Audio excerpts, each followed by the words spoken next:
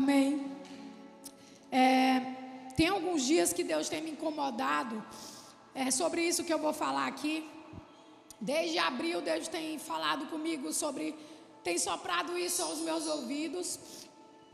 E já tem um tempo que eu ando falando nisso aonde eu vou, né? Em pequenas reuniões, em orações, em macrocélulas. E quando eu fui convocada a estar aqui, aí Deus colocou no meu coração que era o tempo de eu liberar isso para vocês. E a palavra que Deus tem soprado aos meus ouvidos é sobre legado. E toda vez que a gente ouve falar de legado, a gente automaticamente vai para o lado de que ou a pessoa está morrendo, ou ela está velha e ela precisa deixar esse legado, ou ela vai sair, ela vai para outro lugar. Mas não é isso que Deus tem falado, não é nesse sentido que Deus tem me falado. Claro que essa palavra tem vários significados, mas o que Deus tem me falado a respeito de legado é sobre a construção dele na minha vida. O que eu tenho feito para que eu possa deixar um legado para as próximas gerações. Quando eu fui pesquisar sobre legado, eu achei vários sentidos, mas eu destaquei alguns deles. O primeiro é que fala assim: aquilo que não é deixado por testamento a quem não é herdeiro forçoso ou principal. Depois eu achei esse significado que é um pouco mais parecido com aquilo que eu quero abordar. O que é transmitido ao trem que vem a seguir. E tem uma frase muito, muito legal do Gregório McNulty que fala assim: legado é a maneira como você será lembrado por causa da maneira como você viveu. Então, é nisso que eu quero me embasar aqui. E quando eu estava falando sobre isso, eu lembrei das sucessões que a gente viveu, né? Nós estamos aqui hoje como pastores da Aliança Jovem, mas um dia outro pastor foi pastor aqui e deixou um legado para nós. O nosso pastor Nonato hoje caminha para um apostolado, mas ele deixou um legado aqui na Ágape para nós que a gente tem que dar sequência a isso. É nesse sentido que eu quero falar aqui. Na Bíblia, em Salmos 145:4 também fala que uma geração contará à outra a grandiosidade dos teus feitos. Eles anunciarão os seus atos poderosos. Aqui também se fala de legado. E sempre quando você vai ler a Bíblia, você vai ouvir que uma geração contou a outra geração. E a história da Bíblia, em sequência, é de uma geração para outra, né? Sempre um bastão é passado para outra geração. Só que antes desse bastão ser passado, a Bíblia conta toda a trajetória daquela pessoa, desde o nascimento. E é nesse espaço de tempo que eu quero falar aqui. É sobre a nossa trajetória para entregar um legado para a próxima geração, para os próximos que virão. E não tem como eu falar de legado ou expor algumas pessoas que nos inspiram aqui, sem antes falar do legado que Jesus deixou. Ele nasceu com um propósito, e todos nós sabemos, né? Ao ler a Bíblia, a gente percebe que foi de salvar a humanidade. Esse foi o principal legado dele, foi nos dar essa salvação, como está em João 3,16. Ele veio tirar o legado de Adão e Eva do pecado e trazer um legado de salvação para a gente futuramente estar na eternidade com ele. Embora esse seja o principal legado de Jesus, ele é o único que não tem como ser resumido em um só legado. Jesus, ele tem vários legados. Quando você lê Lucas 4, do versículo 18 ao 19, ele vai citar uma profecia do livro de Isaías que fala assim: o Espírito do Senhor está sobre mim, pelo que me ungiu para evangelizar os pobres. Enviou-me para proclamar a libertação aos cativos e restauração da vista aos cegos, para pôr em liberdade os oprimidos e apregoar o ano aceitável do Senhor. Então aqui você percebe vários sinais de legados deixados por Jesus. E eu peguei alguns que mais me impactam, né? O primeiro dele é o amor pelo próximo.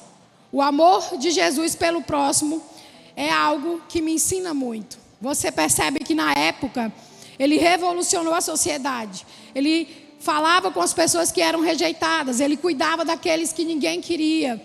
Ele falava com mulheres que eram rejeitadas, mulheres que eram excluídas da sociedade, e trazia um novo sentido e fazia com que essas pessoas tivessem voz de alguma forma.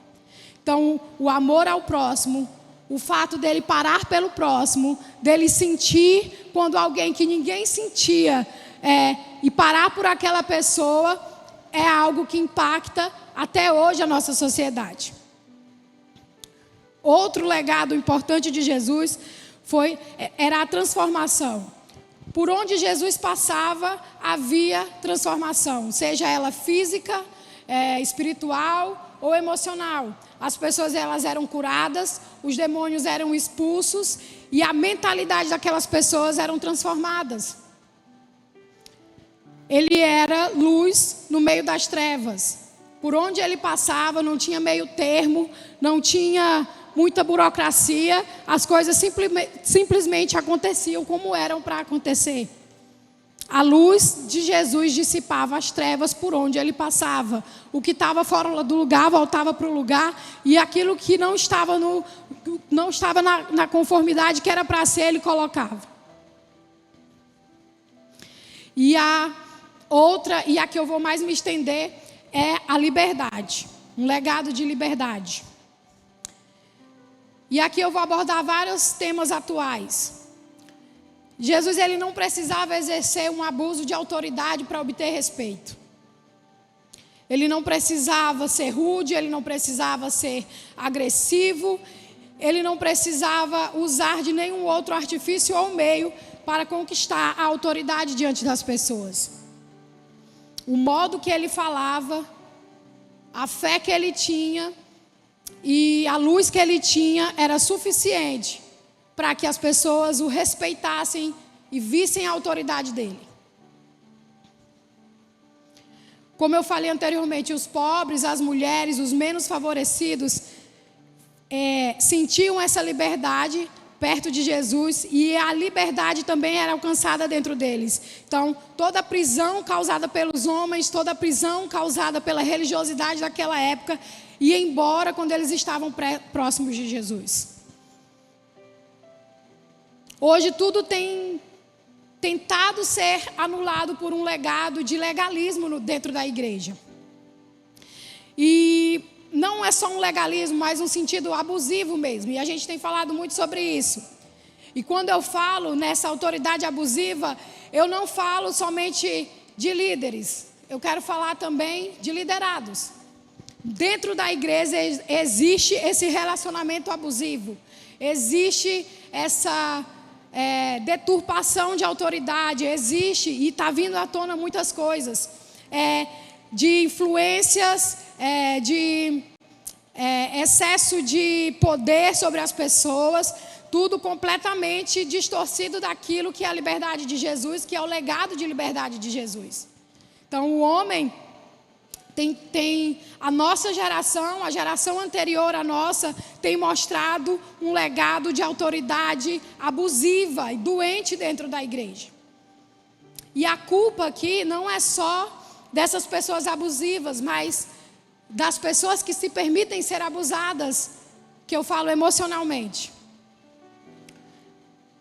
E depois eu vou entrar nesse ponto.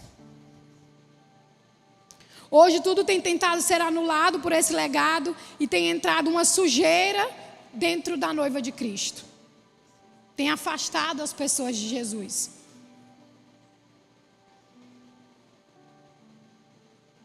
Todd White fala assim no livro dele, deixa eu ver se eu lembro aqui o nome do livro, até mesmo para indicar para vocês.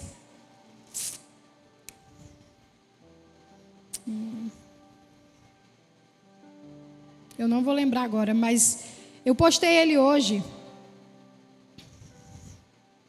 Eu sempre leio o livro, mas eu não lembro o nome do livro. Vocês também são assim?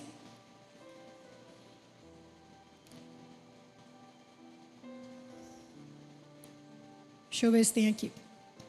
Pronto, achei. A história de Todd White. A vida é curta, deixe um legado. Se puderem ler, leiam. É muito bom. E ele fala uma frase que me impactou muito, que é assim: Há muito mais disponível para o cristão do que apenas a salvação. Sim, Jesus quer que você nasça de novo, mas não quer que você pare por aí. Ele quer batizá-lo com o Espírito Santo e com fogo. Ele quer que você ande na plenitude do Evangelho, que é um Evangelho de poder. Então, não é só esse legado de salvação. Ah, Jesus me salvou, eu vou para a igreja todos os domingos e ok. Estou seguindo o legado que Jesus deixou. Não. Todos os legados que Jesus deixou na Bíblia, com sua vida, com sua morte, com sua ressurreição, a gente precisa seguir. A gente precisa dar continuidade. Precisamos ter a mesmo ativar dos apóstolos quando o sopro do Espírito Santo foi colocado sobre eles e aconteceu lá em Atos 2. É esse legado que nos foi deixado depois da ressurreição. Então, e aí onde eu entro no próximo tema da mensagem, que é o qual tem sido o seu legado. Depois que eu li esse livro, eu percebi que muitas coisas na minha caminhada estavam um pouco fora do lugar. E não foi porque um homem falou, mas porque eu comecei a lembrar do que eu vivi no meu primeiro amor, das coisas que Deus já me falou e das coisas que queimam no meu coração quando eu leio, quando eu vejo, quando eu escuto. E eu tenho essa ideia de que se algo ou alguém impacta o meu coração, ou se de alguma forma eu vejo Jesus na vida daquela pessoa, é porque aquilo que queima no coração dela, ou o chamado que Deus colocou para ela, é um pouco parecido com o meu também. Senão eu não estava me sentindo ali despertada de alguma forma. Existem vários tipos de chamado. Tem o de ensino, tem o de ativação, tem vários tipos, tem evangelismo. E você vai se identificar com algum deles. E o Espírito Santo foi colocado dentro de nós. E quando nós percebemos grandes homens e mulheres de Deus, muitas vezes a gente pede para Deus assim: Deus, eu queria ter o mesmo dom dessa pessoa. Eu queria queimar igual essa pessoa. Deus, eu queria ter o mesmo nível de autoridade dessa pessoa. Eu queria fazer os milagres que essa pessoa faz. Eu queria, Senhor, queimar para Jesus como essa pessoa queima. Mas muitas vezes a gente não quer pagar o preço que essa pessoa paga. A gente não procura saber como que essa pessoa chegou a isso. Qual foi, como foi construída essa caminhada dela de entrega para Jesus para que ela chegasse nesse ponto. O legado de muitos tem sido deixar uma mancha na igreja, na noiva de Cristo, mas outros têm deixado um legado de idolatria. Por isso muitas pessoas frustradas hoje com as bombas que têm sido colocadas aí na mídia sobre a igreja, porque a gente está muito impactado, talvez porque a gente idolatra muito as pessoas que estão aqui em cima e gera uma expectativa muito grande dessas pessoas. E quando eu falei da pessoa que se permite ser abusada, foi nesse sentido. Eu não estou dizendo que todos os casos de abuso emocional a culpa é da pessoa que é abusada, mas geralmente, quando se fala de abuso espiritual e abuso emocional, provavelmente é uma pessoa fragilizada em alguma área da vida dela. E quando você lê o livro do Todd White, você percebe que é muito simples, porque quando você conhece Jesus e você começa a entender a paternidade de Deus na sua vida de fato, ninguém pode abusar emocionalmente de você. Porque você entende que você é filha de Deus, filho de Deus. E que homem nenhum tem esse valor de abusar ou diminuir quem você é em Deus. Precisamos construir esse legado para que a próxima geração tenha esse entendimento de um Deus paterno, de um Deus pai, de um Deus que adota você, de um Deus...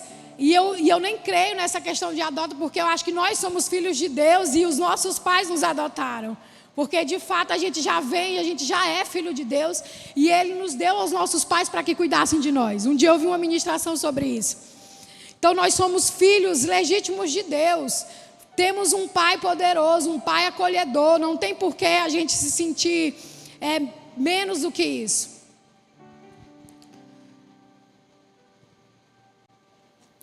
precisamos começar a fazer algo que ninguém nunca fez. Ninguém nunca fez. Tem muitas coisas muito boas a serem feitas que ninguém nunca fez ou que ninguém mais tem feito. Orar pelas pessoas. Eu tenho percebido em discipulados que muitas vezes, e eu mesmo me coloco nesse lugar, a gente atende algumas pessoas com alguns problemas e a gente tem estado com uma mensagem repetitiva de que, eu estou com um problema, pastor, emocional, e já falar, não, essa pessoa precisa de um psicólogo, de um psiquiatra. De fato a pessoa precisa, mas antes mesmo de orarmos, a gente já tem falado isso como algo programado. E muitas vezes, essa pessoa pode ser curada numa simples oração. Numa simples oração. Talvez ela não vá precisar fazer um tratamento, talvez ela não vá precisar ir a um psicólogo, talvez ela não vá precisar tomar um remédio. Talvez uma simples oração vai curar ela. E muitas vezes a gente assume uma responsabilidade ou um medo do que as pessoas vão falar, ou de se tornar um pastor irresponsável e não falar, medo de não falar a coisa certa para a pessoa. Então, de uns dias para cá eu tenho sido despertada a orar antes de qualquer coisa, a entregar a vida dessa pessoa antes de qualquer coisa, porque nada é mais poderoso do que o Senhor. Isso parece uma frase comum, mas a gente não tem acreditado nisso. A gente tem falado de forma repetitiva, falado de forma normalizada, mas de fato a gente não tem acreditado. Quando a gente está revestido do poder do Espírito Santo, as coisas acontecem. Pessoas são curadas, pessoas são tomadas pelo Espírito Santo, chega a salvação no local, chega cura no local. Isso é bíblico e tudo que está na Bíblia é verdade. Tem outro testemunho no livro, e agora eu vou falar um pouco mais, que conta um pouco da história do Todd White. Ele é um evangelista. Ele não é muito popular nas redes sociais, mas ele tem uma história bem legal. Ele era um ex-viciado, em drogas, era um cara completamente perdido, traficante, foi expulso dos fuzileiros navais dos Estados Unidos, foi traficante, foi preso já várias vezes. Ele era casado com uma mulher, mas nunca foi o provedor da casa, não era um bom exemplo de pai, e ele era pervertido na área sexual. Ele tinha várias coisas que aos olhos humanos eram abomináveis. E um dia ele ia tentar se matar, e aí numa lista telefônica ele abriu numa página de várias igrejas, de vários telefones de igreja. E aí ele, mesmo sem acreditar, achou o endereço, e foi. E aí ele encontrou um pastor, e esse pastor falou de Jesus, ele não acreditou, e o cara deixou o telefone dele mesmo assim, e ele foi para casa.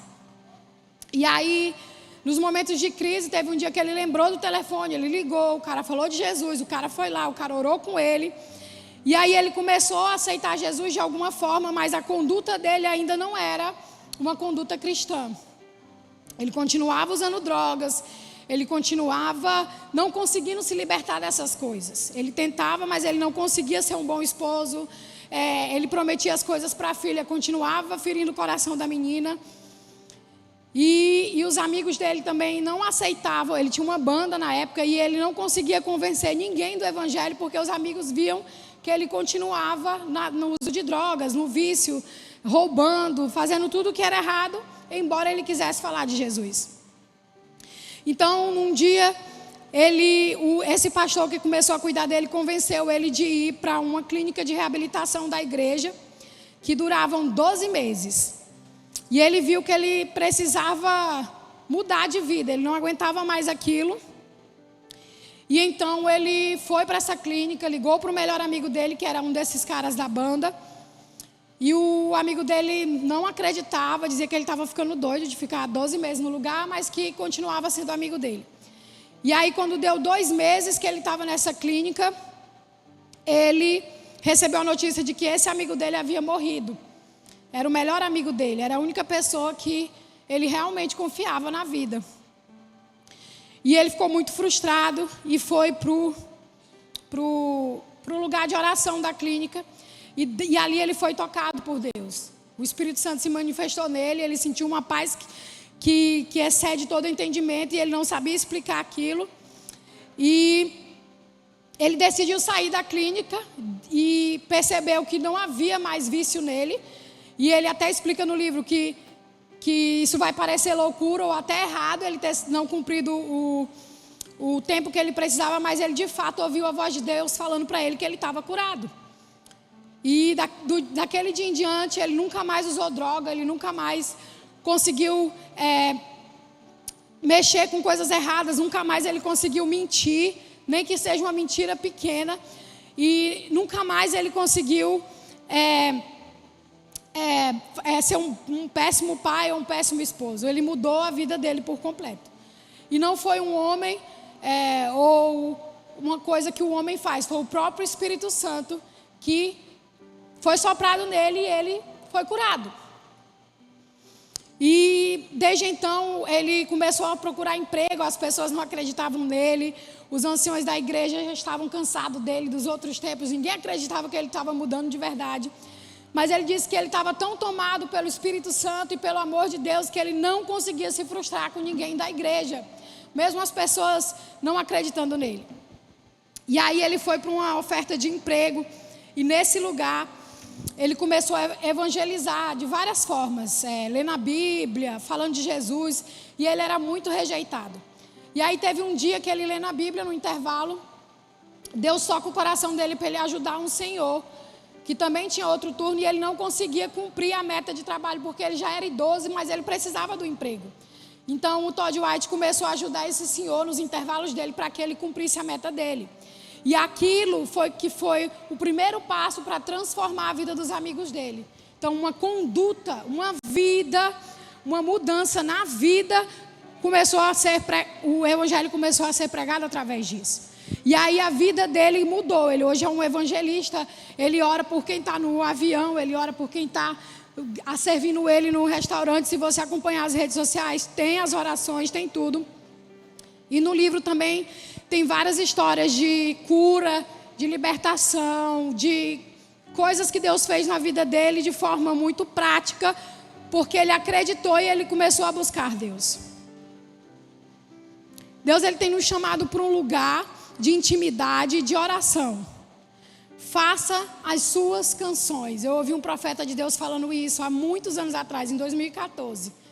Comece a fazer. A gente tem que precisar pensar de uma forma original aquilo que Deus fala no nosso coração. A gente é muito acostumado a copiar tudo. A copiar as músicas, a copiar as coisas dos outros, sendo que a gente tem uma fonte ilimitada que é Jesus. Uma fonte ilimitada de novas revelações, de um novo tempo, de tudo que a igreja precisa nesse tempo. Talvez a gente, como crente antigo ou crente velho, ou que viveu várias outras estações, comece a ver a igreja hoje e fala: meu Deus, não tem jeito para o que a gente está vivendo hoje, existe uma frieza espiritual, mas a solução de tudo isso, esse novo tempo que a gente precisa mergulhar, só vamos encontrar numa vida de oração com Jesus. Como meu esposo diz, a gente não pode ser aquela geração que está sentada numa arquibancada vendo o tempo passar. Precisamos ser uma geração que ama Jesus mais do que tudo. Nossa geração ela tem buscado aplausos, mas lá em 2 Timóteo 3,12 fala que a gente vai ter perseguição. Vamos lutar por uma vida digna de Jesus ter morrido na cruz por nós. Como afirma em Filipenses 1:27, fala assim: acima de tudo, vivam de modo digno do Evangelho de Cristo, para que, ou indo até aí para vê-los, ou estando ausente, eu ouça a respeito de vocês que estão firmes em um só espírito, como uma só alma, lutando juntos pela fé do Evangelho. Todas as vezes que você for para um lugar premeditando fazer alguma coisa errada, ou cair num pecado recorrente, ou numa luta que você tenha, lembre dessa frase. Viva uma vida digna de Jesus ter morrido na cruz por você. Tenha isso cravado no seu coração. Uma coisa que seja muito difícil para você, uma coisa que seja um vício, ou um pecado de estimação, ou uma luta muito grande na sua vida. Lembre-se de viver uma vida que seja digna da morte de Jesus na cruz. Não porque você não quer confessar esse pecado, não porque isso é imposto pela sua igreja, pelos dogmas da sua igreja, não porque o homem fala que é errado, mas porque você precisa viver uma vida digna da morte de Jesus na cruz. Se você começar a pensar dessa forma, se você começar a olhar para Jesus dessa forma, você não vai conseguir ser a mesma pessoa. E minha oração esses dias foi para que Deus comece a perseguir você nisso, incomodar você nisso, como Ele tem me incomodado. Agitar mesmo as coisas dentro de você. Que passar horas em frente a uma televisão comece a te incomodar, comece a te fazer mal. Que passar horas fazendo coisas que não vão te acrescentar em Deus, comece a te incomodar. Comece a te tirar o sono, tirar a fome. Esses dias eu assisti um filme chamado A Cruz e o Punhal. É um filme, e tem um filme também, é da década de 70. Fala de uma história real.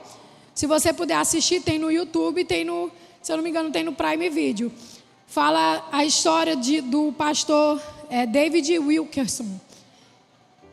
E também ele escreveu o livro e depois fizeram o filme. Ele é um homem muito conhecido, principalmente nessa época. E ele é o criador do Centro de Recuperação Desafio Jovem. Esse filme fala dessa história de um pastor bem-sucedido no interior dos Estados Unidos, que tinha tudo para estar bem, uma boa casa, estava com várias ministrações prontas. E Deus começou a chamar ele para um lugar de oração e de intimidade. E ele começou a passar horas e horas e horas num carro orando. Era o lugar que ele ouvia Deus. E aí Deus começou a incomodar ele para ir para Nova York. E lá em Nova York, eu vou passar depois um trechinho da história. Ele começa a ser tomado por um desejo de ganhar as gangues de Nova York. Gangues perigosas, gangue que matava mesmo o povo, esfaqueava e ninguém tinha coragem de chegar nesses lugares, nem mesmo a polícia.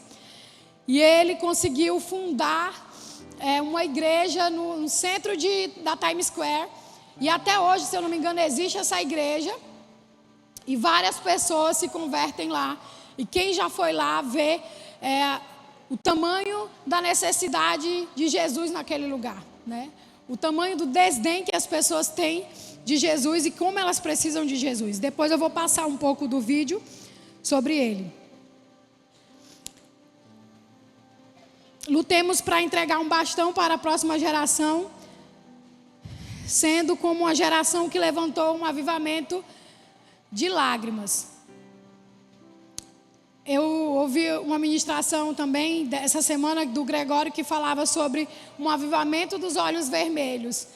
E aí ele fala um avivamento dos olhos vermelhos, não só de chorar, mas um avivamento dos olhos vermelhos, porque você não consegue mais colocar os seus olhos nas coisas inúteis desse mundo. Você está orando 24 horas, você quer orar 24 horas, você quer buscar Deus 24 horas, e esse precisa ser o nosso vício nesses últimos dias, até a volta de Jesus.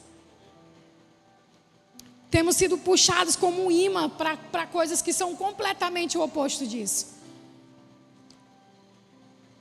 Precisamos derramar o que recebemos dele, assim como ele derramou o que recebeu do Pai. Nós somos filhos, herdeiros de Deus e propagadores desse legado. Temos que dar continuidade ao legado de Jesus. Precisamos derramar o que recebemos dele, assim como ele derramou o que recebeu do Pai. Isso é revelador. Você não sabe quanto tempo lhe resta nesse planeta. para deixar um impacto para o reino de Deus. Nossa vida ela é curta. Esses dias a gente fez um velório. E isso mexeu muito comigo porque era uma pessoa muito jovem. Tinha muitas promessas, tinha muitas coisas de Deus. E eu comecei a fortalecer ainda mais esse pensamento de legado. E no velório eu sempre estava pensando sobre isso. E falando, cara, a gente não sabe o dia de amanhã. E eu tenho ansiedade, né? Falando, meu Deus, isso é muito perturbador, porque eu não sei quando é que eu vou morrer, eu não sei quando é que meu marido vai morrer. E aí, eu sendo humana, né? E aí, meu Deus. E ao invés de eu me preocupar, Deus começou a falar assim, pois faça enquanto você está viva. Faça alguma coisa enquanto você está viva. Você não sabe até que dia você vai estar vivo, você não sabe se amanhã você vai estar vivo. E o que nos resta como pessoas, eu acredito que se você está aqui, você está buscando algo de Deus. Você crê em Deus e você acredita em Deus. Então, o que condiz com essa busca de você é que você precisa viver para Deus e fazer coisas para Deus. Porque tudo que envolve Deus envolve algo eterno e coisas para a vida eterna. Então, o fato de você vir para a igreja e cumprir somente o dever de ser salvo, ou de sentar e de ouvir a palavra, e até mesmo às vezes de elogiar a palavra, não quer dizer que você esteja deixando um legado para a próxima geração, para os seus filhos.